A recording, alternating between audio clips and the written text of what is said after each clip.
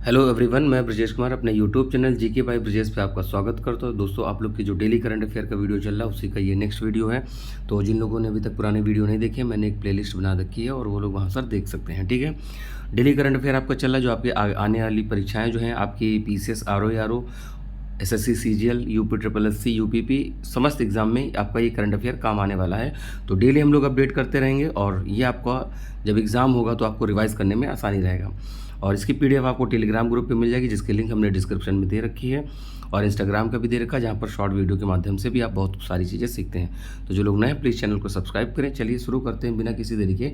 पहला प्रश्न है, हाल ही में आयोजित एलोल्डा कप का खिताब निम्नलिखित में से किसने जीता? देखिए यहाँ पर ऑप्शन है निखा जरीन, जजीरा उरकायोवा, रहमनोवा सैदाहोन और विक्टोरिया ग्रिफीवा। तो यहाँ पर जो जीता है निखत जरीन ने जीता है। ये बॉक्सर है, आपको पता होना चाहिए। हाल ही में एलोल्डा कप 2024 का आयोजन कजाकिस्तान के अस्ताना में किया गया है। वर्तमान विश्व चैंपियन निखत जरीन ने कजाकिस्तान की झाजिरा उरकबयेवा को 5-0 के स्कोर से हराकर इन्होंने क्या किया, स्वर्ण पदक जीता है। ठीक है, निखत जरीन के अलावा मीनाक्षी ने भी भारत के लिए 48 किलोग्राम में यहाँ पर इन्होंने पहला स्वर्ण पदक भी प्राप्त किया है। अगला प्रश्न है, देखिए ये यहाँ इंग्लिश में है, तो जो लोग हमारे साथी इंग्लिश में देख रहे हैं उसको यहाँ से जरूर देखें। अगला प्रश्न, निम्न में से कौन सा देश फीफा महिला विश्व कप 2027 का आयोजन करेगा? थाईलैंड, ब्राज़ील, बेल्जियम या फिर जर्मनी? तो देखिए यहाँ पर ऑप्शन क्या है, Brazil. Federation international D football association FIFA जिसको बोलते हैं, थाईलैंड में चल रही 74वीं कांग्रेस मीटिंग के दौरान 2027 में होने वाले 10वें FIFA women's football world cup की मेज़बानी ब्राज़ील को चुना है। ब्राज़ील फीफा महिला वर्ल्ड कप की मेज़बानी करने वाला पहला साउथ अमेरिकी देश बन गया है। इससे पहले 1950 और 2014 में पुरुष वर्ल्ड कप की मेज़बानी कर चुका है। महिलाओं में ये पहली बार कर रहे हैं। अगला है, फोर्ब्स के द्वारा जारी हाल ही में सर्वाधिक कमाई करने वाली एथलीटों की सूची में पहला स्थान किसे मिला है? लियोनेल मेसी, जॉन रहम, क्रिस्टियानो रोनाल्डो या करीम बेंजेमा? तो यहाँ पर ऑप्शन है क्रिस्टियानो रोनाल्डो। फोर्ब्स सूची के अनुसार सर्वाधिक कमाई करने वाले की सूची में पहले स्थान पर हैं। क्रिस्टियानो रोनाल्डो 12 महीने से $260 मिलियन कमाए हैं, जिसमें अल नासर के साथ उन्होंने क्लब अनुबंध में $200 मिलियन और ऑफ फील्ड में $60 मिलियन इन्होंने कमाए हैं। तो मुद्रा भले ना याद रखें, बट एक व्यक्ति का नाम याद रखें। अगला प्रश्न है, जलवायु परिवर्तन के कारण सभी ग्लेशियरों में खोने वाला अपना पहला देश कौन सा बन गया है? उत्तर कोरिया, वेनेजुएला, आयरलैंड या पेरू? तो देखिए यहाँ पर वेनेजुएला है। वेनेजुएला साउथ अमेरिका का देश है, यहाँ पर पड़ेगा, और क्रूड ऑयल का भंडार में सबसे बड़ा देश माना जाता है वर्तमान में। आधुनिक समय में वेनेजुएला पहला देश बन गया जिसने अपने सभी ग्लेशियर पूरी तरह से खो दिए हैं। सियरा नेवादा डी मेरिडा पर्वत श्रृंखला में स्थित वेनेजुएला के 6 ग्लेशियर में से 5 2011 तक गायब हो गए थे, और अब और भी जितने बचे थे वो भी सब पिघल गए हैं। अगला प्रश्न है, एंग्रे प्लेनकोविक को हाल ही में किस देश के प्रधानमंत्री के रूप में चुना गया है? क्रोएशिया, मैक्सिको, कनाडा या फिर ग्रीनलैंड? तो यहाँ पर देखिए क्रोएशिया। ग्रीस के ऊपर जाएंगे तो आपको यहाँ पर क्रोएशिया देखने को मिल जाएगा।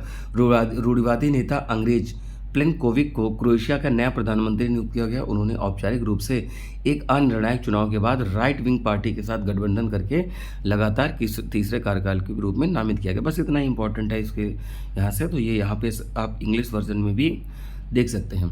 नदियों को स्वच्छ रखने के लिए प्लास्टिक मुक्त नदी अभियान को कितने राज्यों में शुरू किया गया है? 7, 8 या 9, 10? तो यहाँ पर देखिए क्या है, 7 राज्य।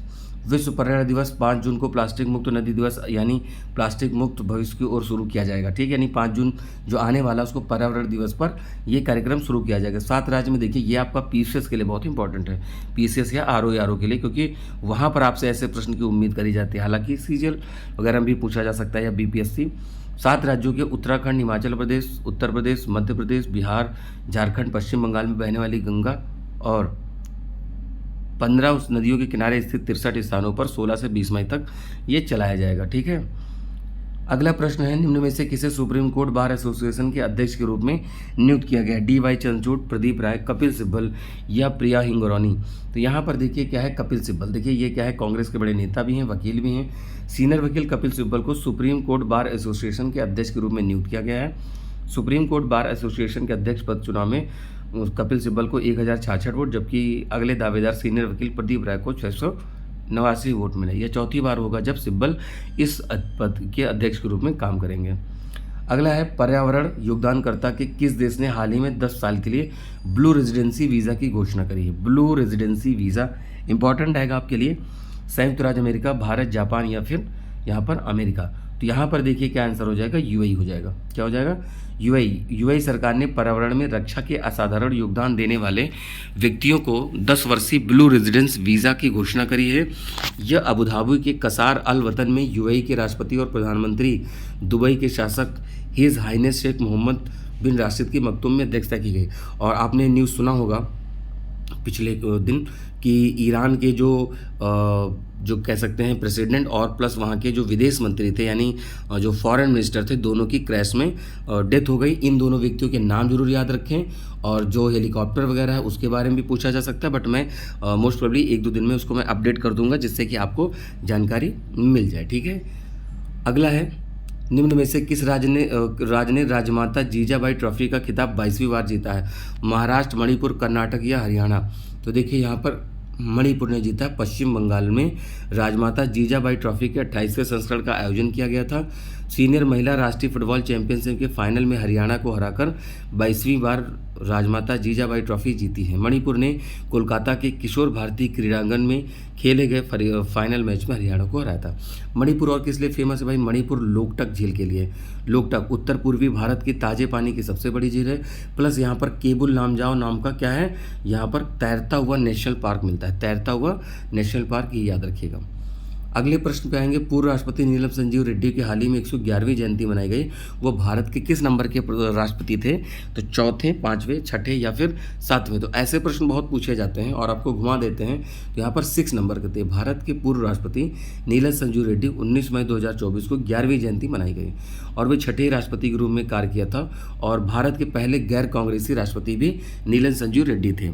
1977 से 82 तक कार्यकाल रहा है, राष्ट्रपति के रूप में कार्यरत रहे। इससे बनने से पहले स्वतंत्र भारत के कई पदों पर काम किया, जैसे 67 से 69 तक, फिर 1977 में लोकसभा के अध्यक्ष पद पर भी ये रहे हैं। ठीक है, चलिए अगले प्रश्न पे आते हैं। हाल ही में पूर्व सैनिकों के सामने आने वाली समस्याओं को हल करने के लिए कौन सा अभियान आयोजित किया जाएगा? जैसे पूर्व जो यानी सैनिक रिटायर हो चुके हैं, उनके लिए कोई समस्या आती है तो उनको कौन सा प्रोग्राम चलाया गया है? मर्यादा अभियान, समाधान अभियान, बलिदान अभियान या सम्मान? तो यहाँ पर समाधान अभियान है। हाल ही में भूतपूर्व सैनिक कल्याण विभाग ने पश्चिम बंगाल के दार्जिलिंग में बेंगडुबी आर्मी कैंप में अपना आउटरीच कार्यक्रम समाधान अभियान आयोजित किया। निम्नलिखित में से किस दिन अंतर्राष्ट्रीय संग्रहालय दिवस मनाया जाता है? 17, 18, 19 या 20 मई?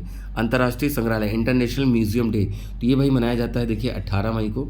इंटरनेशनल म्यूजियम डे हर साल 18 मई को मनाते हैं। ठीक है, और संग्रहालयों की भूमिका, उनके महत्व के बारे में, जागरूकता के बारे में 1977 में इसकी स्थापना की गई थी। इसका थीम देख लीजिए, थीम बहुत इंपॉर्टेंट रहते हैं, museum for education and research. अगले प्रश्न पर आएंगे हम लोग। एथलेटिक्स फेडरेशन ऑफ इंडिया ने आधिकारिक किट प्रायोजक के साथ किसके साथ समझौता किया है? तो एथलेटिक्स फेडरेशन ऑफ इंडिया ने प्यूमा, एडिडास, रिबॉक या स्पार्क्स? तो यहाँ पर देखिए क्या है, प्यूमा के साथ किया है। एथलेटिक्स फेडरेशन ऑफ इंडिया ने track and field, jump, throw, देखिए ट्रैक का मतलब ये हुआ यानी गोले में आप जो दौड़ते, फील्ड का मतलब आपने, अब फील्ड के अंदर मतलब इसके अंदर हो सकता है हाई जंप आप कर रहे हो, ट्रिपल जंप कर रहे हो, शॉर्ट पुट कर रहे हो, जेवलिन कर रहे हो, दैट इज़ फील्ड। ठीक है, तो ये प्यूमा को यहाँ पर बहुवर्षीय समझौते के साथ हस्ताक्षर किया। प्यूमा क्या है? एक कैट प्रजाति का जानवर है। ठीक है, जैसे टाइगर होता उसी तरीके का, या लेपर्ड होता उस तरीके से। अगले प्रश्न पे आएंगे, कौन सा देश अपना इगला एस नामक जो वायु रक्षा प्रणाली है, कौन सा देश अपनी सेना इगला एस नामक वायु रक्षा प्रणाली को शामिल करेगा? भारत, चाइना, अमेरिका या फिर फ्रांस? तो यहाँ पर देखिए जो ईगल है, भारतीय सेना ने मई के अंत या जून की शुरुआत में जो रूसी इगला एस बहुत कम दूरी वायु रक्षा प्रणाली जो है, इसका दूसरा बैच मिलने वाला है। और इसमें क्या है कि इस प्रणाली को हैदराबाद में अडानी सिस्टम डिफेंस टेक्नोलॉजी के द्वारा असेंबल किया जाएगा। ठीक है, सीमावर्ती क्षेत्र और पहाड़ी इलाकों में तैनात करने के लिए डिज़ाइन किया है। सेला सुरंग किस राज्य में, जिसने भारत के सबसे ऊंची सुरंग के रूप में नामित है? उत्तराखंड, अरुणाचल, हिमाचल प्रदेश या फिर सिक्किम? तो यहाँ पर देखिए क्या आंसर हो जाएगा, यहाँ पर आंसर हो जाएगा Arunachal Pradesh. Border road organisation BRO ने पूर्वोत्तर भारत की सबसे ऊंची जो सेला टनल है उसे बना। अब देखिए सेला पास, एक्चुअली ये क्या है, पास है, दर्रा ठीक है, तो ये भी प्रश्न पूछा जा सकता है सेला दर्रा कहाँ है। तो जब यहाँ पर जो सुरंग बनाई गई तो वहीं पर दर्रा भी है, और ये इसकी जो ऊंचाई है 13,000 फुट की ऊंचाई पर है। इसे इंटरनेशनल बुक ऑफ ऑनर द्वारा भारत की सबसे ऊंची सुरंग के रूप में नामित किया गया। इस टनल से भारतीय सेना चीन बॉर्डर पर इलाके में सीधी पहुंच रखती है। इसकी लागत 825 करोड़ रुपए है। हालांकि आपके लिए बहुत ज़्यादा पैसा मैटर नहीं करेगा, 825 करोड़ रुपए मतलब जो लागत लगी उसके हिसाब से, ठीक है, पर्सन टू पर्सन मैटर करेगा। निम्नलिखित में से किसे जियो स्पेशल वर्ल्ड लीडरशिप अवार्ड 2024 से सम्मानित किया गया है?